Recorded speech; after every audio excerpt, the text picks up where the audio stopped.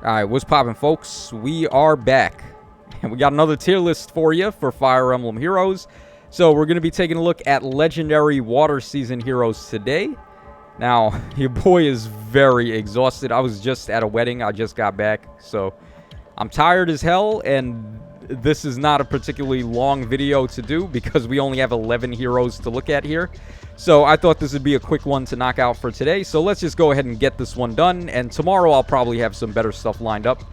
Alright, so we're starting off in S tier for these Legendary Water Heroes. We got Legendary Chrom. This dude's remix was amazing. And they gave him an effect where he's gaining bonuses to stats based on how many active bonuses he has on himself.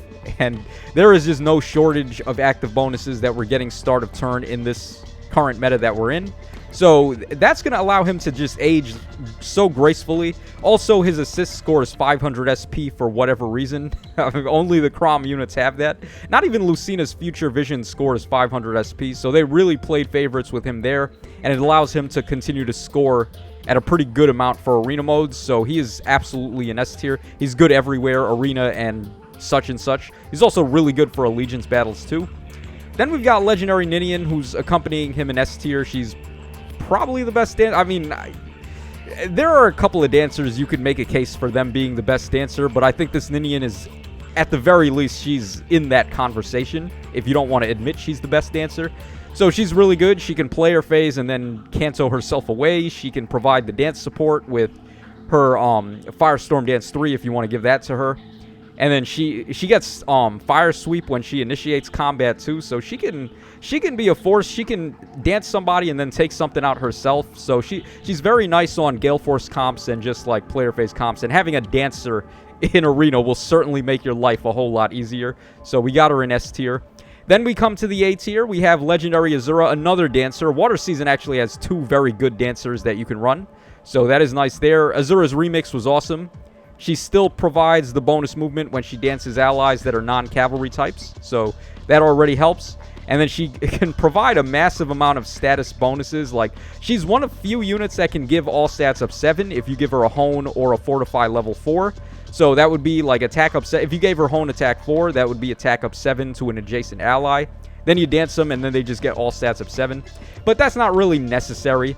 They gave her, I think it was Speed Tactic built in, or just giving speed plus 6 to allies within 2 spaces. So that's already sufficient enough. You don't need to give her Hone or Fortify level 4. And that leaves her open to run the Flyer support B skill or C skills like Flyer Guidance and Soaring Guidance and so on. Then we've got Legendary Guinevere, who is not really my favorite legendary hero, to be honest. It's really just insult to injury that they released Hinoka prior to her, and Hinoka is so OP. And then Guinevere is just not. So I don't know why they went ahead and shafted Guinevere that badly. I feel like if they gave Guinevere Drive Null C on her unique C skill, that would have evened the odds a little bit more. But no, they just shafted this unit pretty bad.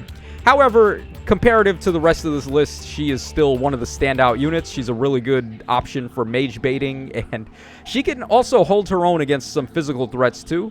Like Legendary Hinoka, who's in Fire Season, so you wouldn't really run into her when running Guinevere, but Guinevere can get the Null C from her B skill and then have a good matchup against Hinoka if she's able to survive that first hit, because she's just going to blow Hinoka up on her next hit. So this Guinevere does have some nice applications against physical opponents too, certain ranged ones. And then Tome versus Tome, good luck. You're probably not going to have much of a chance against her. She is very geared towards destroying other magical units, so that's why we've got her over here. Then in the B tier, we've got Legendary Keita, who's okay. She's not, like, awful or anything. She's got effective damage on cavalry and also armor-type units, and then she can give herself Vantage on the enemy phase. So you could get some stuff out of her. She also has Null Follow-Up, too, so not the worst. Also, being a Lance is pretty nice for melee types because they get a little bit of an advantage against the sword units that are everywhere. We've got Legendary Leaf also in B tier. He's still pretty solid. I can't give him more than solid. He's not like crazy or beyond good or anything like that, but he's not awful by any means. He's certainly a serviceable unit, and he gets better in some of the other modes too, like Allegiance battles, where it's very, very beneficial that you can Gale Force like with this guy. So I use him a lot in Allegiance battles. He's also a pair-up hero, so that counts for there too. And he's one of only 3 range units that can Gale Force. So him having Gale Force is very awesome, especially in Arena where Gale Force is stronger than ever. Alright, then we come to the C tier. We got these 3 over here. They're like not... They're not booty. I don't want to say they're like booty because they have some good stuff going on. Ryoma and Erica have remixes. Byleth doesn't have a remix yet, but he's still kind of okay. He's kind of solid. When he gets his remix, he could end up being like as high as A or S tier. Depends on what they decide to do with him. But okay, so Ryoma's in here first. He's a flying unit. You could make the argument, and I would not argue back, that all these flyers could be at least A tier, just because of the fact they can run Soaring Guidance and Guidance 4, which is so powerful for arena modes. So if you wanted him to bump up, I wouldn't argue with you there. But he himself, for being a combat type of unit, he's trying to be like a flying God Sword. He's got Distant Counter built in. He's got Null Follow-Up. He's getting a ton of stats. And then he's got Speed-based DR. And he's got IO Shield as well. So he's basically just a flying God Sword. And there's nothing wrong with that, but his stat line didn't really age well enough to be able to compete with the recent God Swords, so he wouldn't be like the craziest for that. But at the very least, like I said, he's a flyer, so Soaring Guidance and Guidance 4 always bumps up the usability on these guys. Byleth is solid. He gives Drive Null Follow-Up support. Would be way better if that was a start-a-turn bonus to allies in 2 spaces instead of the Drive support, because then you could manage your like spacing from other units a little bit better that way and still be able to attack with it. But for the time being, he's fine. He also has a mage special that nullifies DR, so he's in a good spot as far as specials are concerned, unlike a lot of the other mages. So that is pretty good for him. And then he's free to run a bunch of like attack and speed boosting skills. You could give him a bunch of good B skills too. Like B skills have been going so crazy lately. So he's solid. He's not like a bad unit. A lot of people also like to give him Wind Sweep and Water Sweep, but those don't score high enough for Arena, so we're not going to talk about that here. And then finally, Legendary Erica, whose remix is pretty solid too. She has Canto 2 built into her B skill, so when you see that, you can run Flared Sparrow and like Alarm and all that stuff, all the good stuff, the build essentially. And then she's got special acceleration on her weapon, so she could be a fair Gale Force option too. You can give her Gale Force, and then with the accelerated cooldown count, she can attack one enemy and then get hit, and then attack again, and then she can Gale Force away if she KOs that enemy. She also has speed-based DR and Null Follow-Up, so that's very good in her favor.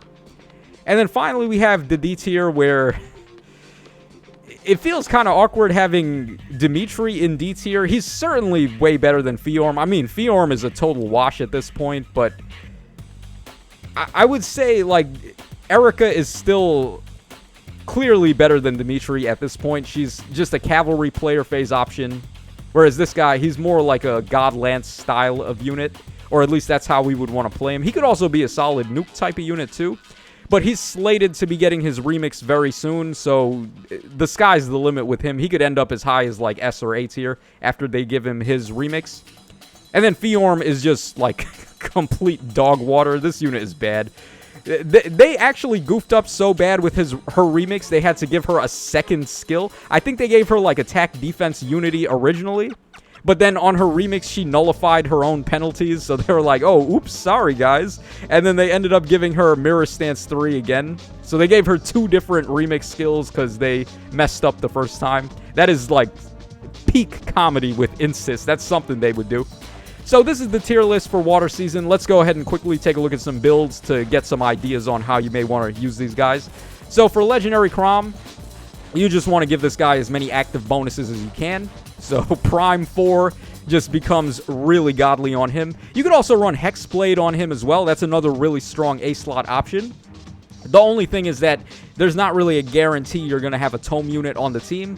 We're still in this like realm where non-legendary Tome units do not score high enough for Arena for the most part. So you may not be gaining the Hexblade status, but you'll still get the attack and speed up 7 at the very least. So Hexblade is a good option for him. I'm giving him Prime though, because he does also appreciate the close counter. Physical Null Follow-Up, so we can cut DR in half, and then Null Follow-Up is very good on this guy. We got Oath 4 to get some attack and speed and also the warping effect. His base speed doesn't look so crazy. It's only 39.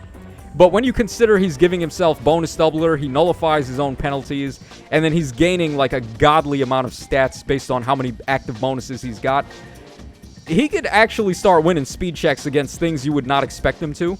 So speed stacking this guy is actually a good idea now. I didn't like it originally when he came out, but I do like it now considering his remix and all the other stuff he can do. Alright, for Ninian, we're running Alarm, Attack and Speed, and Firestorm Dance 3. May seem a little counterproductive here, because both of these skills give her Canto 1. But they do Canto in different scenarios. Like, Firestorm Dance gives you Canto after dancing, where Alarm would give you Canto a status. So even after you attack the enemies, you could Canto away. So it could be good for, like, 2 different ways you could get Canto there. And then Flared Sparrow, obviously, she appreciates as much damage as she can deal.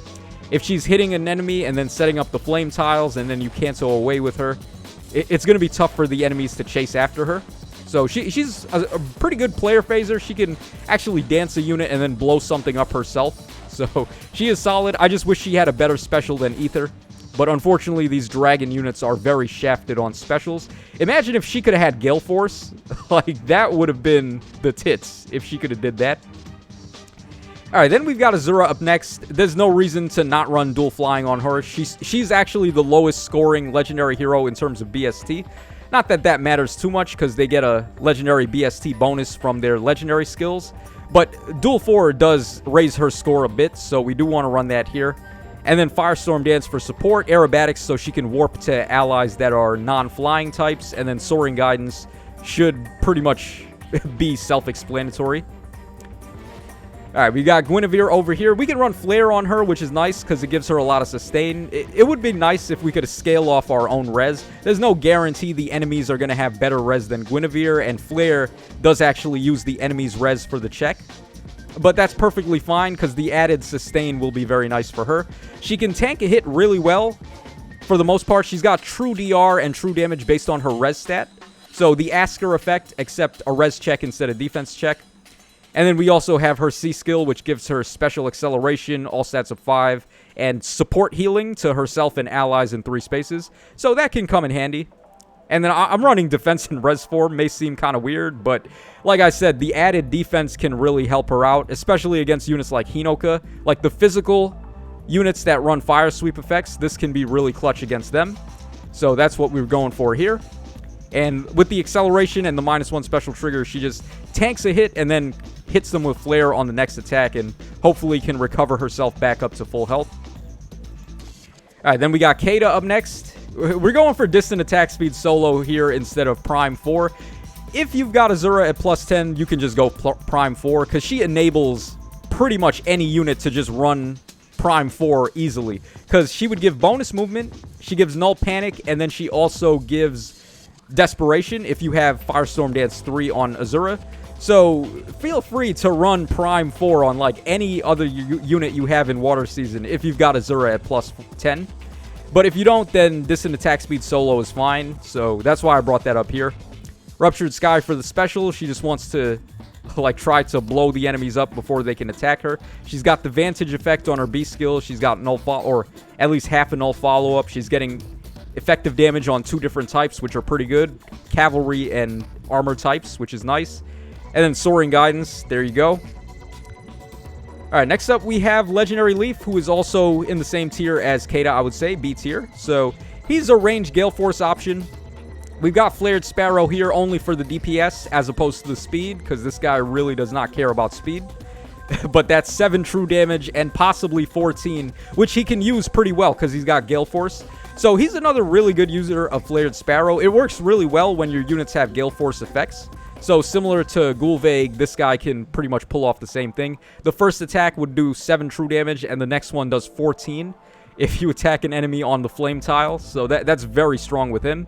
We got Lull Attack and Defense 4 instead of S-Drink, because S-Drink is not really doing us much good here. He has Nullify Guard as well on his weapon, so it's not difficult to activate Neuron Zeal, and it also has -1 special trigger on Neuron Zeal at the start of the turn.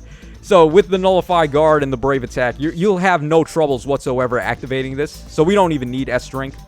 And then I've got attack and defense menace on him here. There's not really any good skills to give him.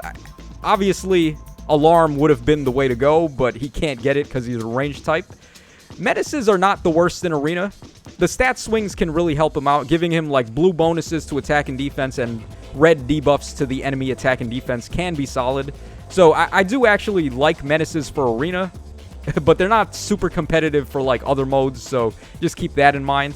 And then attack and defense solo just to get more attack and defense. If you want to run also push 4, you could just give him a push 4 skill in the A slot. He defaults with attack and res push 4. And then you give him escape route in the B skill, so he gets Kanto 1. So the Nior and Zeal combo with Kanto 1 can be very strong, and that's one of the reasons why Gulveig is as good as she is. So he could do that too if you want. Alright, then we got Ryoma over here, the Flying God Sword, although he's not really particularly great in terms of speed. His speed didn't age well enough to really be a God Sword. But he's a flyer, so he can still run Soaring Guidance or Guidance 4. So he's just good by default because of that. I've got Attack and Speed Catch 4 on him, but feel free to run also Duel 4 if you just want to score a little bit higher. I think it does raise his score a little bit too, but I mean, if you want him to fight, then Catch 4 should be sufficient. He wants just Dual Phase Attack and Speed.